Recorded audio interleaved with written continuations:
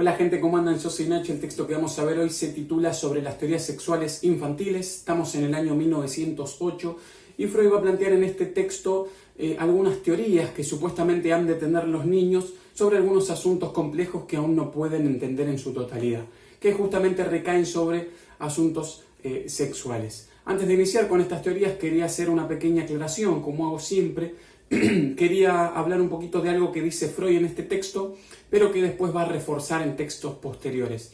Él acaba de decir que las teorías sexuales infantiles son muy importantes ya que nos sirven para entender la configuración y el sentido de los síntomas, además de que nos sirven para entender lo que es la personalidad y el carácter de los sujetos.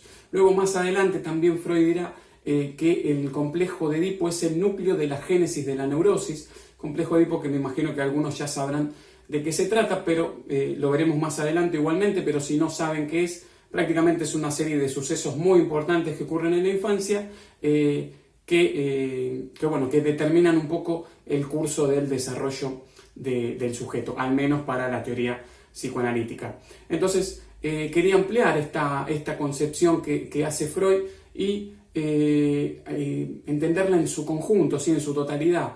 Entender que el complejo de Edipo, vivencias sexuales infantiles, teorías sexuales infantiles, fases de la sexualidad infantil, etc., van a determinar la configuración de los síntomas, la personalidad y el carácter del sujeto. Desde este marco teórico, ¿sí? El psicoanálisis es uno de los lineamientos de la psicología que más va a enfatizar sobre la infancia y sobre lo que ha pasado en ella, ¿sí? Todo ese curso del desarrollo es importantísimo para entender lo que será el sujeto a posteriori. Entonces, por eso se trabaja también en la psicoterapia, en la clínica, de esta manera, no siempre mediante la asociación libre, ir recordando sucesos del pasado, maneras de manejarse que no están presentes en otro tipo de psicoterapia, o al menos no de la misma manera. Nos volcamos ya de lleno sobre las teorías sexuales infantiles. Freud va a decir que en este periodo de la sexualidad infantil aparece lo que él llama pulsión de saber o pulsión de investigar, que nace asociada a la pulsión de ver. ¿Por qué dice esto? Básicamente, él plantea que las investigaciones y las indagaciones que llevan a cabo los niños tienen que ver, se llevan adelante por medio de la observación. Lo que él dice es que siempre estas investigaciones y la curiosidad que aparece en ellos se ve ligada a asuntos sexuales. Incluso plantea que es probable que la sexualidad sea lo que despierta esa curiosidad en los niños. Él dice que el primer problema o la primera duda con la que se encuentran los niños es de dónde vienen los niños. Mejor dicho, él va a decir que la pregunta es ¿de dónde vienen estos niños molestos? Y hace esta aclaración porque él considera que esta pregunta aparece ante el temor que tienen los niños de que con la eminente llegada de un hermanito, ese amor exclusivo que recaía sobre él, ¿no? Que los padres dirigían hacia él de manera exclusiva, sea privado. Entonces él se lo prive a él de ese amor y de ese cuidado de los padres y se dirige hasta este hermanito que vendría a ser una especie de competidor. Igualmente Freud aclara que años ya posteriores, cuando el niño ya es un poquito más grande, tiende a tener ganas de tener un hermanito e incluso se lo suele comunicar a los padres. Pero bueno, por lo general los sentimientos en este periodo son ambivalentes y Freud destaca que no son pocos los casos en donde un niño atenta contra la vida de un hermano. Entonces, Freud plantea que ante esta consulta los niños lógicamente van a acudir a quienes son para ellos sus referentes, sus fuentes de conocimiento, fuentes de saber, que son los adultos, en este caso principalmente los padres. Entonces el niño se acerca, le hace la pregunta a los padres de dónde vienen los niños. Los padres se ponen nerviosos por regla general, dudan algo, y esto parece ser que los niños lo perciben, ¿no? Y la respuesta que siempre suelen dar los padres es más bien de cuño mitológico. Responden que la cigüeña agarra a los niños del agua y toda esta respuesta algo particular que es un sinsentido, al menos para el siglo en el cual nos encontramos. Y bueno, entonces Freud plantea que los niños escuchan con desconocimiento esta situación, como que descreen, se dan cuenta, perciben que los padres le están ocultando algo. Y además de esta situación, Freud va a plantear que el niño desconoce dos elementos fundamentales para entender la complejidad de este hecho. El niño desconoce, por un lado, lo que es el papel del semen fecundante, nada sabe de él, y por otro lado, desconoce la abertura vaginal. Que esto último ahora se relaciona con otra de las teorías que tiene que ver con que los niños perciben que todas las personas tienen el mismo genital que él, el mismo genital masculino, es decir, el pene, más precisamente le llamamos falo. Entonces, lo que va a plantear es que la suma de estos elementos, es decir, desconocimiento del papel del semen, desconocimiento de la abertura vaginal, sumado a esta respuesta de cuño mitológico y esa percepción de descreimiento que hay hacia lo que los padres les cuentan, los niños escuchan de manera silenciosa, desconfían de esa situación y se ven obligados a llevar las indagaciones de manera autónoma e independiente, ya sin la ayuda de los padres. Entonces Freud plantea ahora el desarrollo de la teoría que los niños hacen ante estas situaciones, algo que es incomprobable, pero que bueno, aún así es interesante. Freud plantea lo siguiente, él dice que el niño obviamente observa que la madre ha engrosado su vientre, se da cuenta que en esta nueva creación, en este nuevo ser o hermanito que está por llegar, la madre tiene algo que ver porque lo lleva en la panza. También se da cuenta que el padre tiene algo que ver porque el padre comenta que ese hijo que está en la panza de la madre es también hijo suyo. Y Freud acá dice algo polémico, que él dice que los niños también consideran que el falo del padre tiene algo que ver en esta situación. Y plantea esto porque él dice que el niño en la sexualidad infantil, la zona erógena rectora es el falo, ¿sí? Es decir, la zona que más placer le da a la hora de estimularla es el pene. Entonces guarda mucha estima por el miembro y considera que el padre, que es portador de ese miembro, que mejor dicho, que el falo, tiene algo que ver en toda esta situación porque el padre lo porta. Pero bueno, se ve obstaculizada esta teoría, que iba bastante encaminada, dice Freud, se ve obstaculizada por el hecho de que el niño no sabe esto que mencionaba antes, que es la abertura vaginal. De hecho, considera el niño que la madre también tiene falo.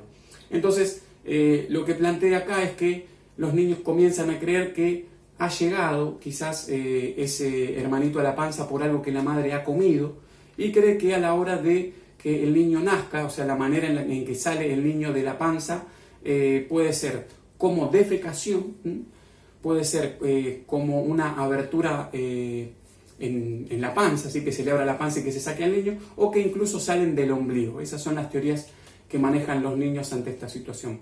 Luego va a mencionar un poquito lo que son las teorías que tienen los niños acerca del comercio sexual, es decir, de las relaciones sexuales. Aclara y dice que los padres muchas veces, como creen que los niños poco saben de la sexualidad e incluso creen que no tienen sexualidad, tienen relaciones sexuales sin tener en cuenta que los niños sí tienen sexualidad y que son mucho más curiosos de lo que ellos creen. Entonces se exponen, o mejor dicho, exponen a los niños a estas situaciones que sería mejor que no se expongan, al menos de manera tan directa. Entonces lo que plantea Freud es que todo lo que los niños perciban acerca de las relaciones sexuales los van a percibir como un acto sádico, ¿sí? Como un acto violento. Y plantea que si los niños observan el coito y ven la posición recíproca que hay,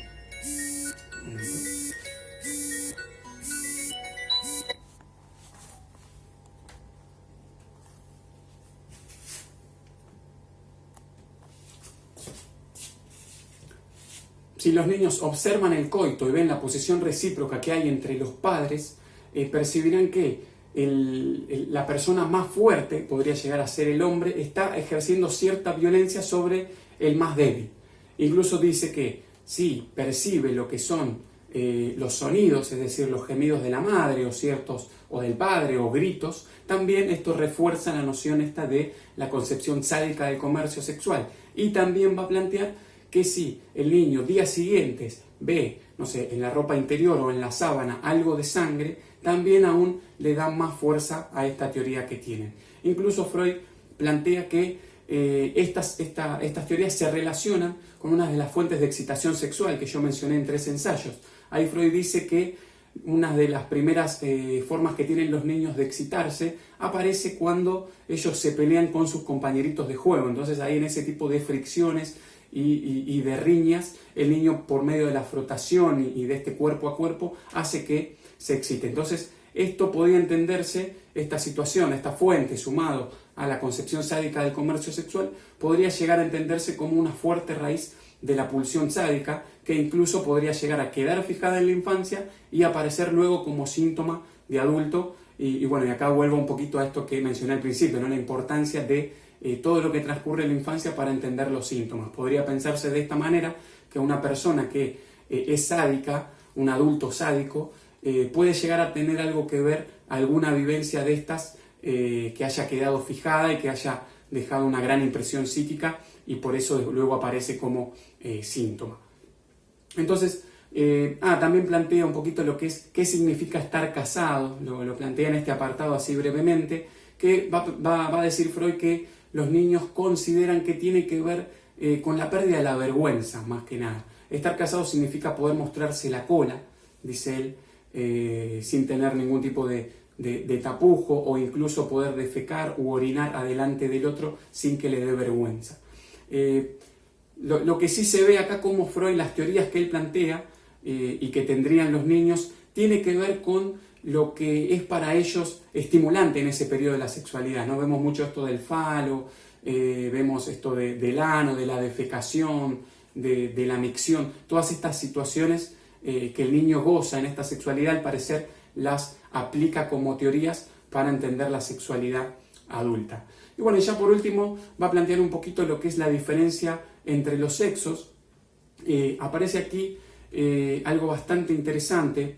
Freud va a decir que los niños creen que todas las personas poseen el mismo genital, que es el masculino, es decir, el falo.